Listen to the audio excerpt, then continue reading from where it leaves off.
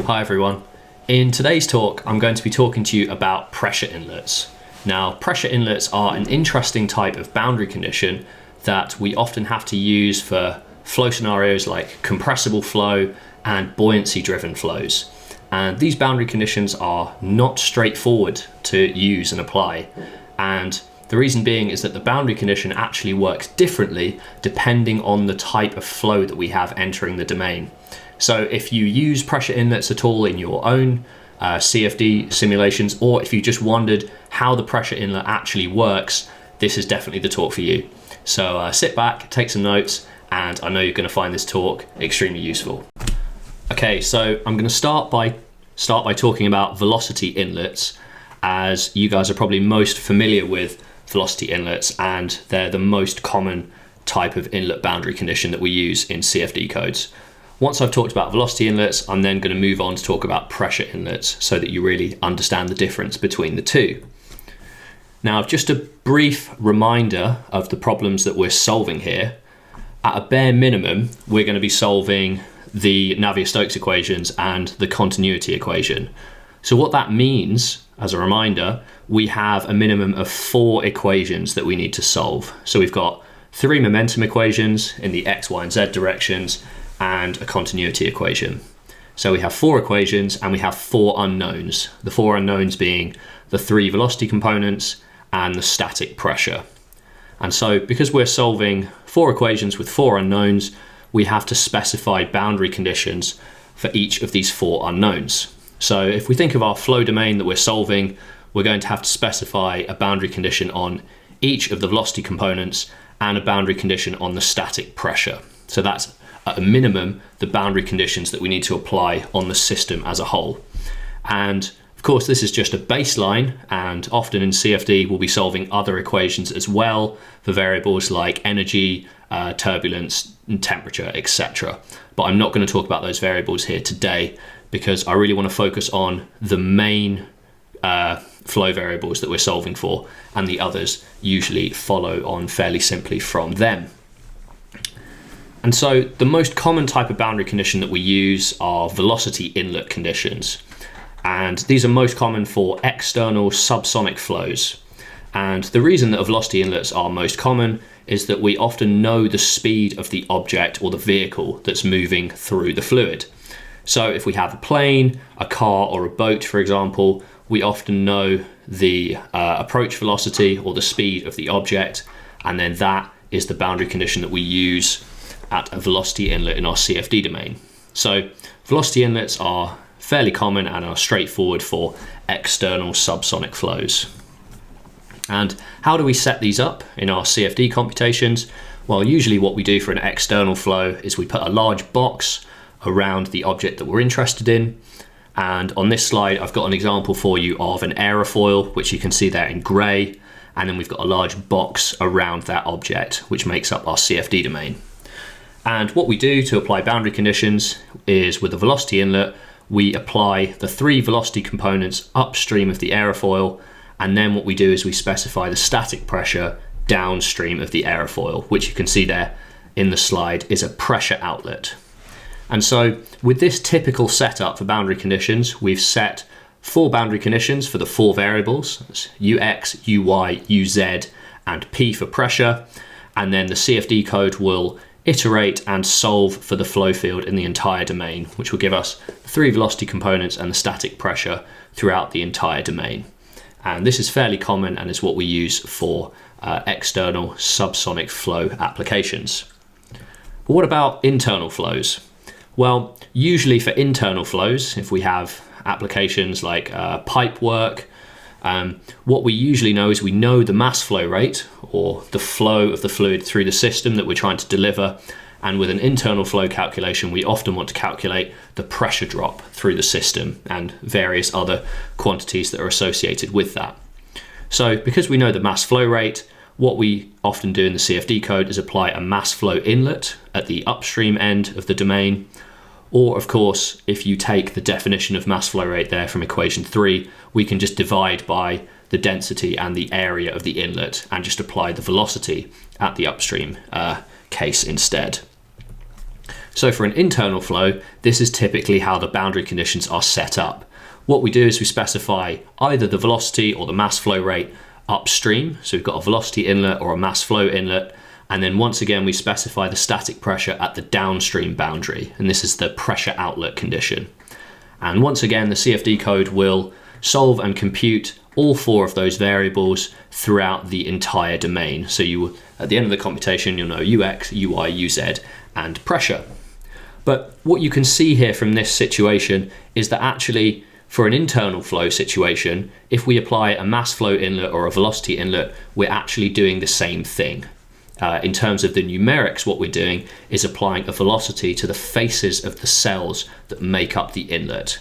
And if we apply a mass flow inlet, all we're doing is dividing by the density and the area of those cells to apply the velocity instead.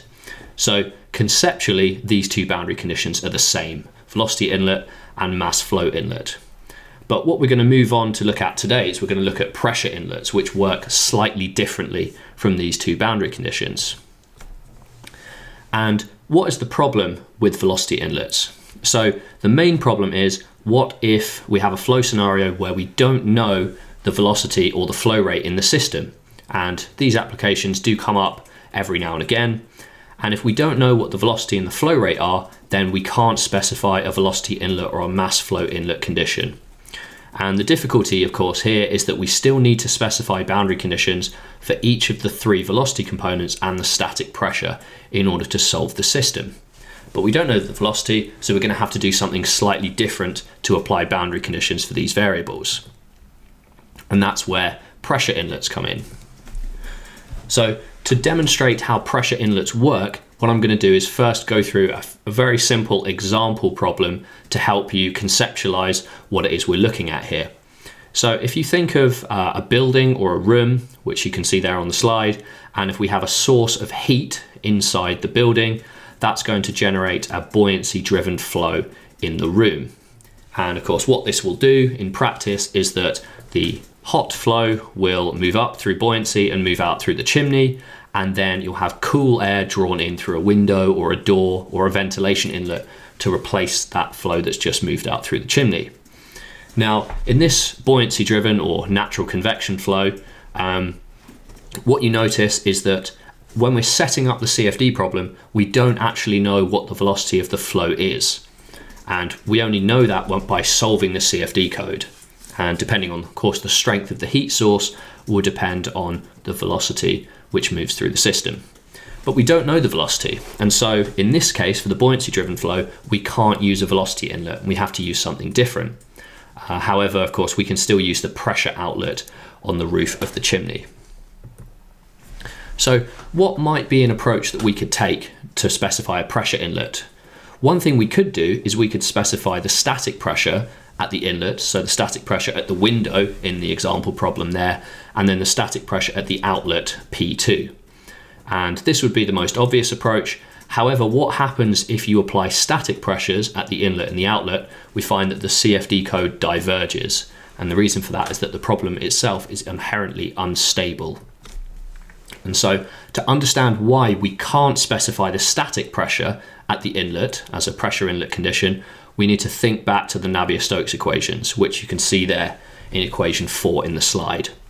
Now, if we specify the static pressure at the outlet and at the inlet, say P1 and P2, which you saw in the previous slide, then what we're implicitly doing by doing that is by setting the pressure gradient in the Navier-Stokes equations. So I've highlighted the pressure gradient term for you there in red on the slide. And what happens is if we set the static pressure gradient, that's grad P, then the velocity field that we compute by solving the Navier-Stokes equations has to balance that pressure gradient exactly. And what often happens, of course, is that this doesn't leave any room for numerical errors in the system. And what then happens is that the CFD code will rapidly diverge because any small errors in the computation mean that the Navier-Stokes equations aren't satisfied and quickly the equations diverge. So we can't specify the static pressure and the static pressure at the outlet to a domain. So we have to do something different if we want to use a pressure inlet. And the solution is not to specify the static pressure, but to specify the stagnation pressure at the inlet instead. And just a reminder for you for what the stagnation pressure is. The stagnation pressure and the static pressure are related by Bernoulli's equation, which you can see there in equation 5 on the slide. And I'm using the notation P0 to denote the static pressure and just P to denote the static pressure. And of course, these are related by the half rho u squared you can use there. So this is the solution. This is what we're going to do. At the inlet, for a pressure inlet, we're going to specify the stagnation pressure rather than the static pressure. And that will allow us to get around this difficulty of the Navier-Stokes equations diverging if we specify the pressure gradient. However, this leaves us with a bit of a complication because it's not clear how we're going to specify a boundary condition for the stagnation pressure because we don't solve an equation for the stagnation pressure, where our unknown is the static pressure. So how does a pressure inlet boundary condition actually work in the CFD code? Well, it turns out that the stagnation pressure inlet that we're looking at here is actually different depending on the flow type that enters the domain. So the stagnation pressure inlet will work differently depending on if the flow is an incompressible flow, if it's a subsonic compressible flow, or if it's a supersonic compressible flow. So the pressure inlet actually has 3 different modes of operation. And this is often why in some CFD codes you have to specify what the type of flow is that's entering the domain at a pressure inlet. And of course the boundaries between an incompressible, a compressible flow aren't precisely defined, but it's typical to say that flows with a Mach number less than 0.3 are incompressible. And of course, supersonic flow is always defined as flow where the Mach number is greater than 1. And that's the notation I'm going to use in this talk. So the diagram, which you can see there on the slide, just summarizes what we're trying to do here for our boundary condition set. We have a pressure inlet at the window to the example domain we're considering, and we have a static pressure outlet at the chimney at the top of the domain. And just a reminder that we're specifying the stagnation pressure at the inlet and not the static pressure. So first what we're going to do is look at the incompressible flow case, and this is the most simple, and we'll see how the pressure inlet works. And so what happens is the user will specify the stagnation pressure that's going to be fixed by the boundary condition, that's P0, and then what will happen is the CFD code will take the static pressure P that was either computed in the previous iteration or was specified in the initial condition, and we're going to rearrange equation 6 at the top there so that it's in terms of velocity instead, and that gives us equation 7. And so as you can see, the stagnation pressure P0 is fixed by the boundary condition, and the static pressure P, we're going to take that value from the previous iteration of the CFD code and use that to calculate the velocity. And then we're going to apply this velocity as the boundary condition to our flow domain. And so what will then happen is we've specified the boundary condition for velocity at the inlet and the static pressure at the outlet. And this is the same condition that we had set up for the subsonic flow. And then what of course will happen is the CFD code will iterate and compute the flow field for the velocity components and the static pressure. But what then happens, of course, is that the static pressure P has changed. So at the next iteration, what we do is we go back to the boundary condition and we solve equation 7 again to update the velocity that we apply at the boundary. And this process will continue as the CFD code continues to iterate and solve the flow equations. Every iteration, we use the static pressure to update the value of the velocity that we apply as a boundary condition. And we continue to go until the CFD code converges. So just to summarize the process that we've used here to specify the boundary condition, because it's slightly different to boundary conditions we may have seen before, we're applying the stagnation pressure as the boundary condition, but really the boundary condition behaves in the same way as a velocity inlet condition that we looked at before. Really, we're specifying the velocity at the inlet and we're specifying the static pressure at the outlet. However, the difference between a stagnation pressure inlet and the velocity inlet is that the velocity varies with each iteration of the CFD code. And so the boundary condition is continuously varying as we solve the CFD code until we reach a converged solution. So that's the incompressible case for the stagnation pressure inlet, what about the other two modes of operation? What happens when the flow that enters the domain is compressible rather than incompressible? For a subsonic compressible flow, so the flow is entering the domain with a Mach number less than 1 but is still compressible, we may remember from our studies that Bernoulli's equation, equation 8, isn't valid for compressible flows. And so we have to use a different relationship to relate the stagnation pressure to the static pressure. And it turns out the relationship that we use instead is equation 9, which you can see there. And this is the isentropic flow relation for ideal gases. And just looking at that equation, you can see there that the static pressure is related to the stagnation pressure, but the expression is more complicated, and we've got the Mach number in there. And of course, if you take a few minutes to just look at that expression, you can still see that the stagnation pressure and the static pressure are related to the velocity field. And so what we're going to do is we're going to use the same overall calculation procedure for the compressible flow. However, instead of using Bernoulli's equation, we're going to use this isentropic relationship instead to calculate the velocity field.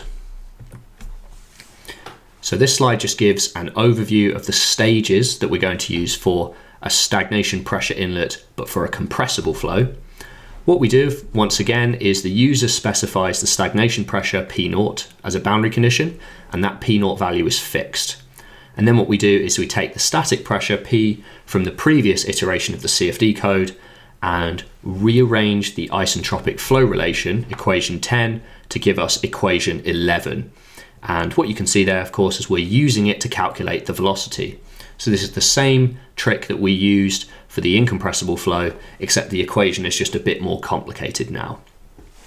So once we've calculated the velocity, we apply that velocity as a boundary condition upstream at the pressure inlet location, and then solve the CFD code, and that allows us to update the static pressure P. And then we go back into equation 11 and use that to update the velocity field, and continue with this iterative process until the CFD code converges. So really what you can see here is that at a pressure inlet, the procedure is exactly the same for how the boundary condition is applied.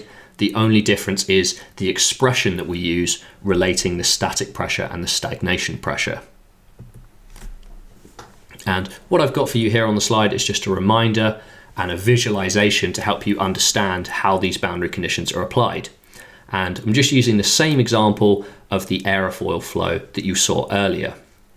And with a stagnation pressure condition, what we're doing, of course, is we're specifying P0 upstream of the aerofoil, and then downstream of the aerofoil we have a pressure outlet, and that's where we specify the static pressure. So the static pressure is usually specified as 0 at the outlet, that's 0 gauge pressure, and then we're specifying the stagnation pressure upstream of the aerofoil. And the important thing to note with the subsonic compressible flow case is because the Mach number is less than 1, what will happen is that the static pressure at the outlet can propagate upstream. And what I mean by propagate is that the CFD code can compute the upstream values of the static pressure. So we can specify the static pressure at the outlet as long as the flow is subsonic. So if the Mach number is less than 1, that static pressure will propagate back upstream to the inlet, and we can use that value to calculate the velocity using the isentropic flow relation. But we need to consider the final case, which is case 3. What happens if the flow is supersonic and compressible? Now, if the flow is supersonic and compressible, the static pressure can't propagate back upstream. And that's a fairly fundamental result in fluid mechanics, and it's of course because of the wave speed. So the wave speed is traveling too fast, and the static pressure can't propagate back upstream faster than the wave speed. And so what that means for a supersonic pressure inlet is that we can't specify the static pressure downstream of the aerofoil. We also have to specify the static pressure upstream of the aerofoil. And I've highlighted that for you there in the visualization on the slide. What we're going to be doing with a supersonic pressure inlet is specifying both the stagnation pressure and the static pressure upstream. And then the downstream boundary, we often have to do something fairly difficult to ensure that there's no reflection at the boundary, but that's not something I'm going to talk about today. We're going to focus on that supersonic pressure inlet instead.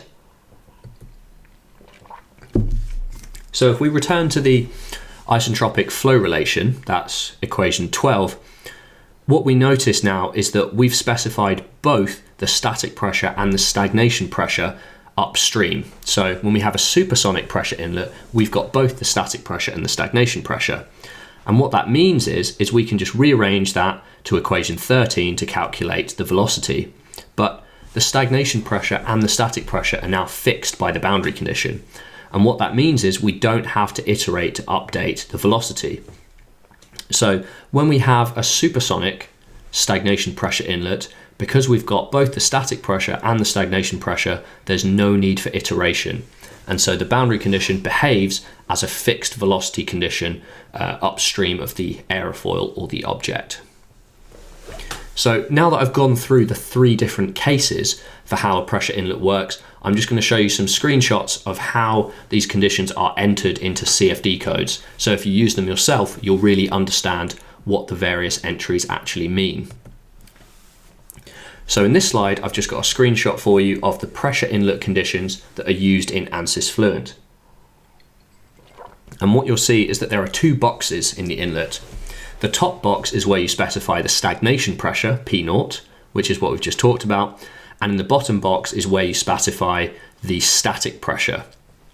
Now, you'll remember from the cases that we've just gone through that it's the stagnation pressure that we're going to be using to specify the pressure inlet. So that's the top box. However, ANSYS Fluent has you also specify the static pressure, and the difference is ANSYS Fluent will only use the static pressure for the cases where the inlet flow is supersonic. So if the inlet flow is subsonic or incompressible, that bottom box is just going to be ignored and it's not going to be used.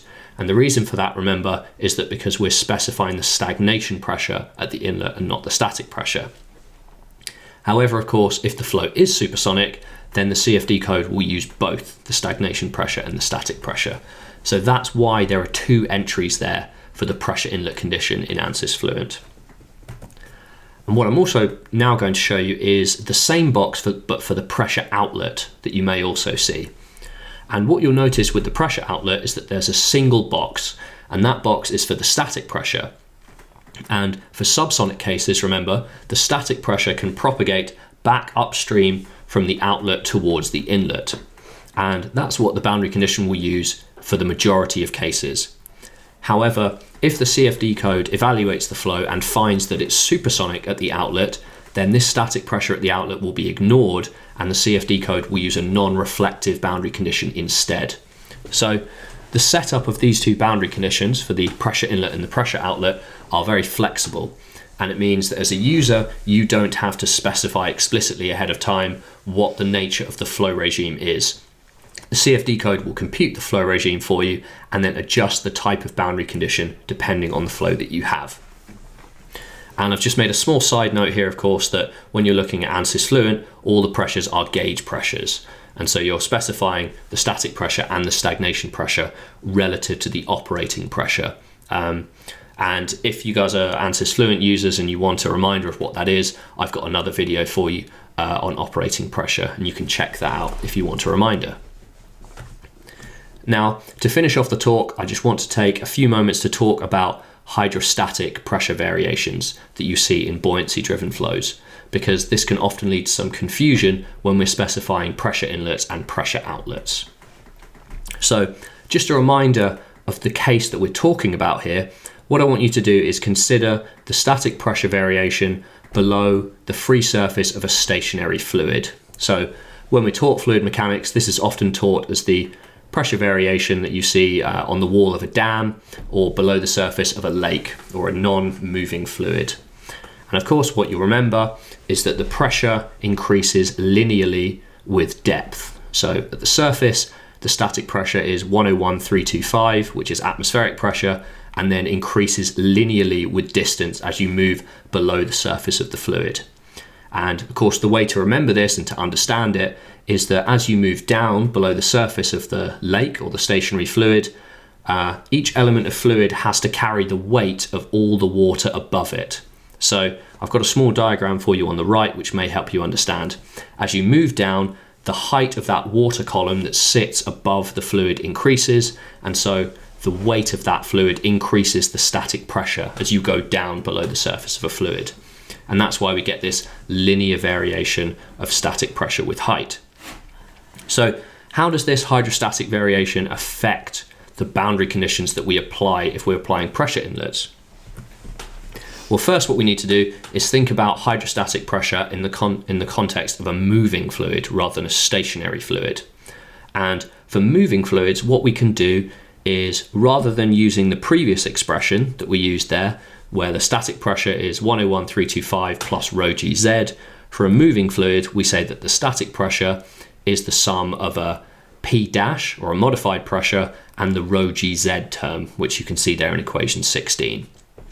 So this is a way that you can decompose the static pressure into a hydrostatic component, rho gz, and a modified pressure term there, which can be thought of as just the static pressure, but without the rho gz component in. And it's important to remember that the majority of CFD codes, when they solve for static pressure, are solving the modified pressure. So the pressure equation that we derive is actually an equation for the modified pressure. And what that means is that the rho gz term isn't considered when you're solving the CFD code. Instead, the rho gz is added as a body force term. And why do CFD codes do this? Why do they solve for the modified pressure rather than the static pressure? Well, the reason is it actually makes it easier to specify boundary conditions on pressure inlets, which is very useful for us as the user. And so what I've got for you here on this slide is just a comparison of the boundary conditions that you would have to apply for static pressure and modified pressure.